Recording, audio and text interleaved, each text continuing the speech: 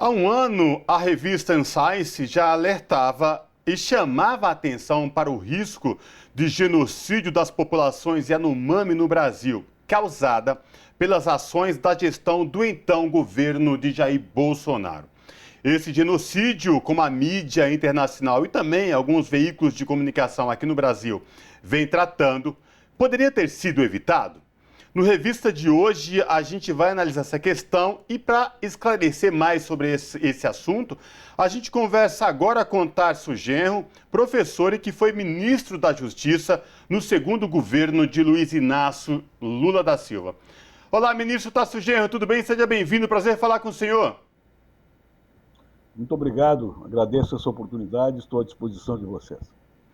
Ministro, essas imagens que a gente vem observando na terra Yanomami, imagens estarrecedoras com crianças Yanomamis desnutridas, população adulta totalmente desnutrida e mortes acima de tudo.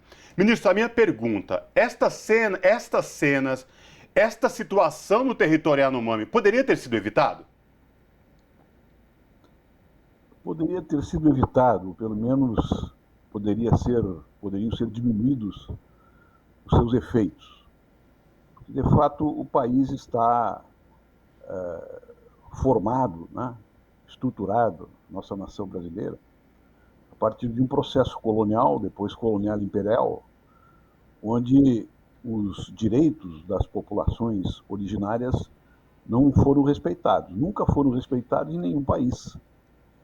Nós temos um marco aqui no Brasil, que é o início, né, do reconhecimento da questão indígena como uma questão nacional, que é a posição de Marechal Rondon, né, quando ele mesmo dentro de um processo difícil e ainda de uma elaboração muito frágil, né, de uma política de identidade nacional que abrigasse os indígenas, ele disse: morrer sempre, matar nunca.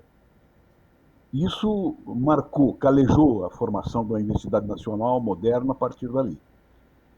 Depois nós tivemos sucessivas reformas constitucionais e finalmente se cristalizou na Constituição uma visão que é uma visão magnífica desta problemática, né? Desta problemática da integração dos povos originários num projeto nacional.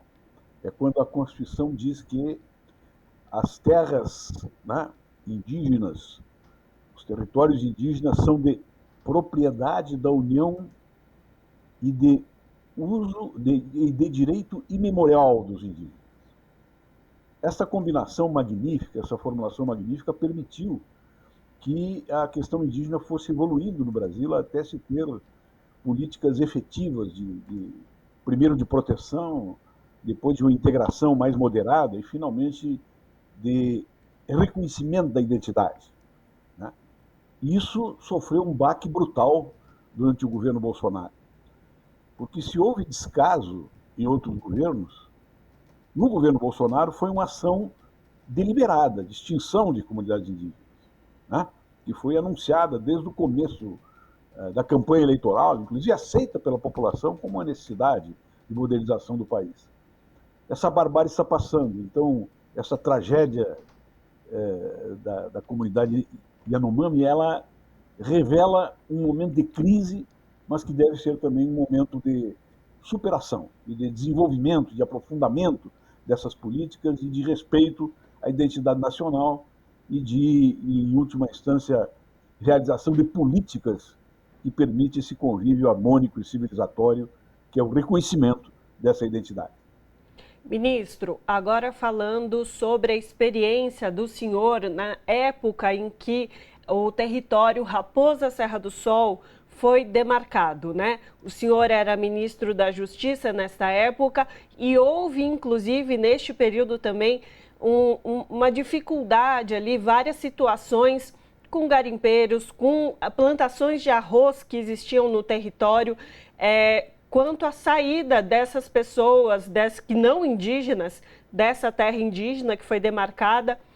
E a gente tem passado agora, nesse período, com a questão dos Yanomamis, algo parecido com os garimpeiros neste momento, né? Há inclusive postos de saúde que estão sendo fechados pela insegurança no local. Dada a sua experiência com esse território Raposa Serra do Sol, que foi uma situação emblemática no nosso país, o que o senhor entende que é possível fazer com essas pessoas não indígenas para que também haja uma conformação importante para essas pessoas também, assim, para que elas também não fiquem desamparadas? Eu acho que a comparação é excelente, é extraordinariamente importante para compreender o fenômeno no seu conjunto. Na questão da Raposa Serra do Sol, nós tínhamos ali, entre aspas, pioneiros, né? Bandeirantes, ou entradas, né? De comunidades que foram em busca da sua sobrevivência e se apropriando de território nacional, que é território indígena, e de propriedade da União. Mas são pessoas que foram para lá, com toda a crueldade desse processo, foram famílias que foram para lá tentando, entre aspas, colonizar. Né? Como já acontecia no Sul, aconteceu no Paraná, em Santa Catarina, em Goiás e outras regiões. Então, são populações, entre aspas, assim, inocentes, que são levadas a ocupar determinados territórios, achando que os indígenas são a escória que deve ser afastada, né? Que a superioridade branca, né?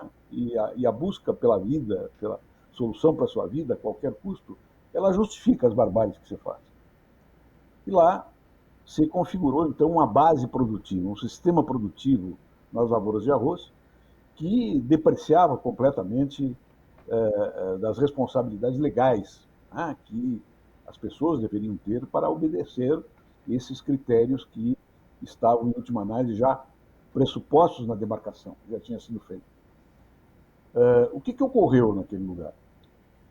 Quando se começou o embate para que a demarcação fosse reconhecida como demarcação contínua, né, nós tivemos um embate de princípio sobre a questão do território.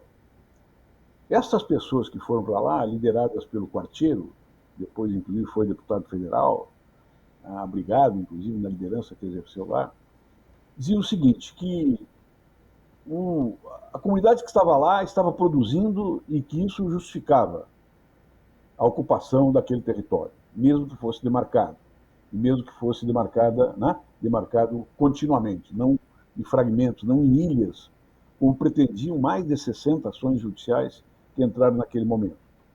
E ele justificava isso a partir de um velho critério colonial, que os índios atrapalham, e são uma população inferior, e que, sendo uma população inferior e minoritária, tem que obedecer à lógica da maioria.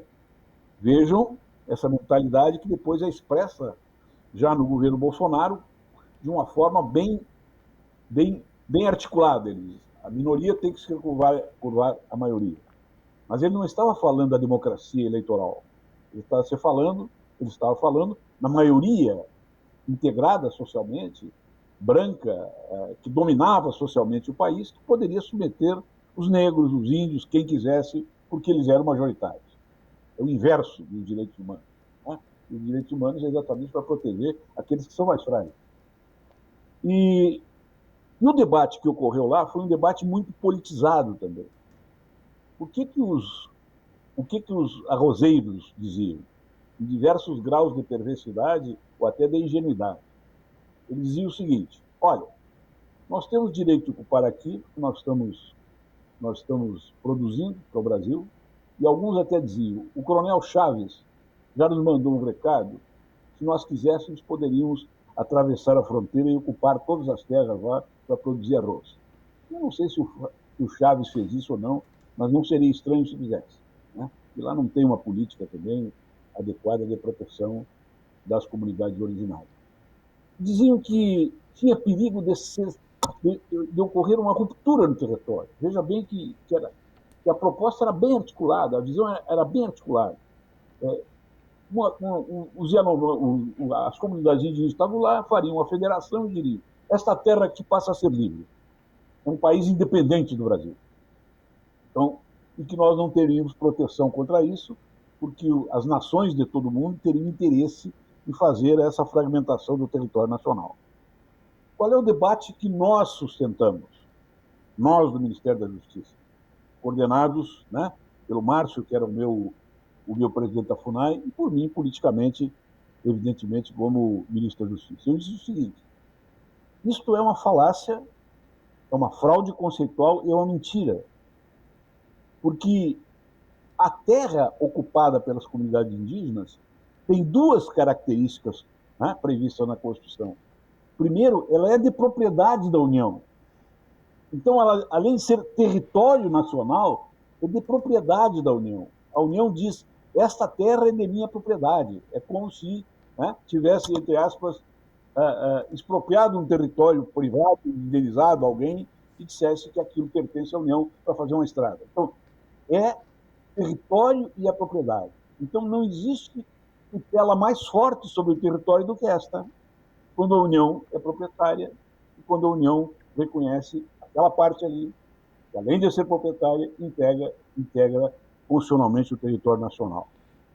Bueno, nós ganhamos esse debate e o Supremo estava inflexionando para fazer, né, reconhecer a possibilidade de uma demarcação fragmentária, uma demarcação que colocaria ilhas, que eles diziam, de civilização em torno das comunidades indígenas, cujas consequências nós sabemos quais são, né?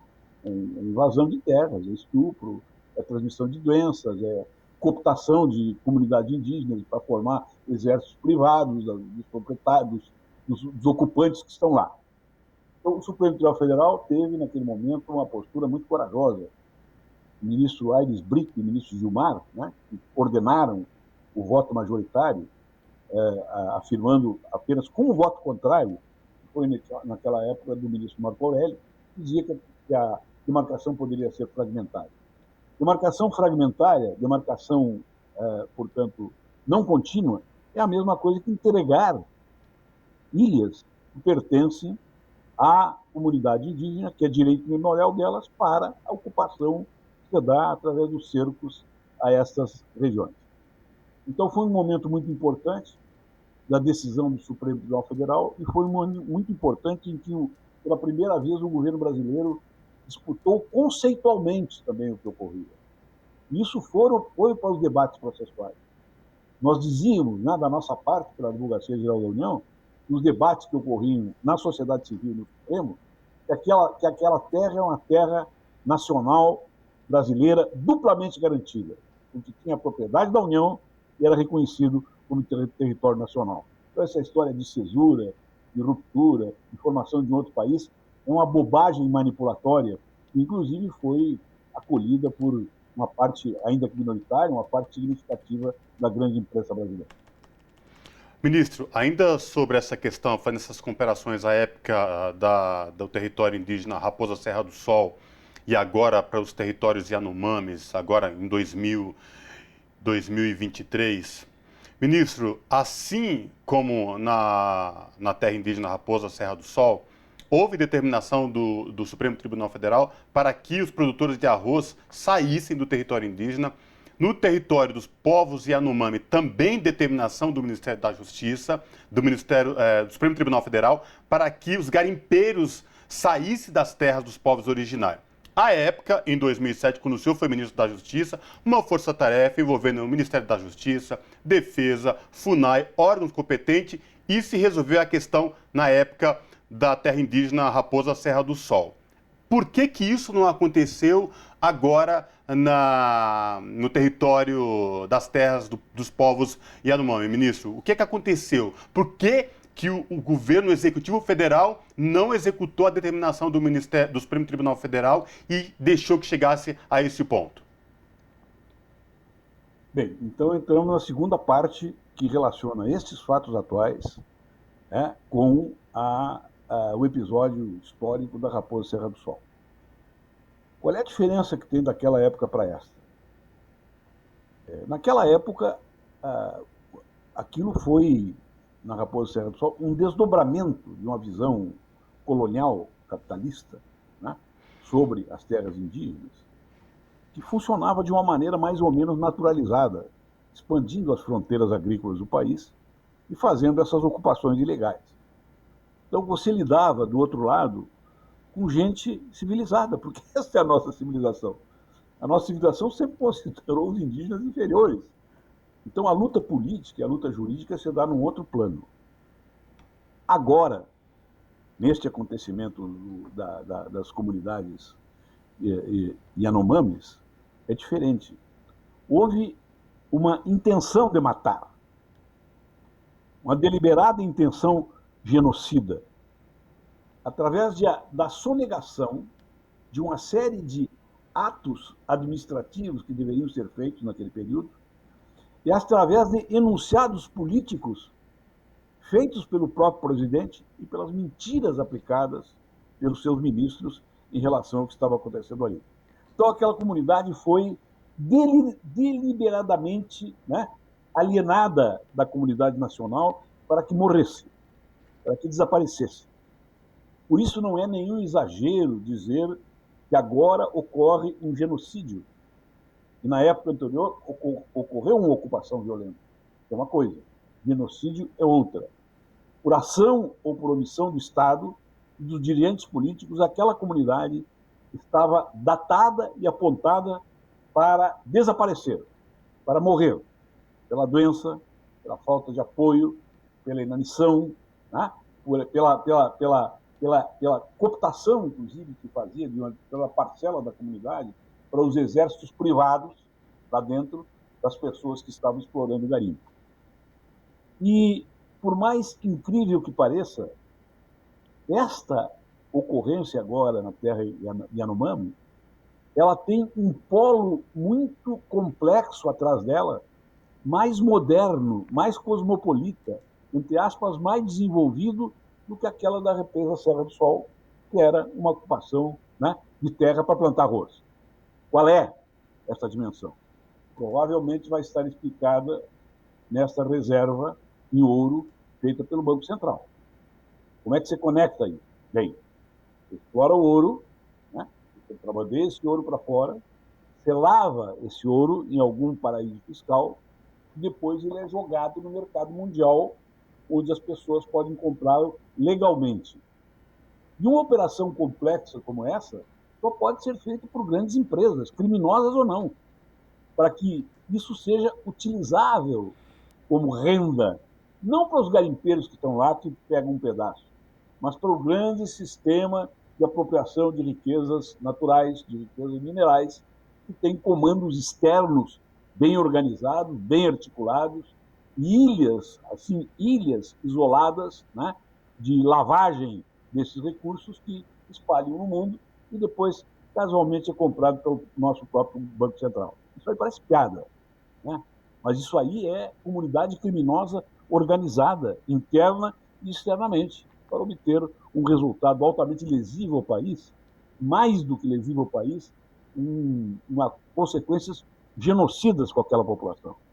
Então, o que está acontecendo hoje é uma omissão ou ação dolosa de agentes do Estado para proveito próprio.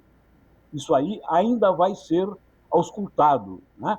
Ainda vai ser seguido esse dinheiro, esse ouro, para saber quem são os beneficiários.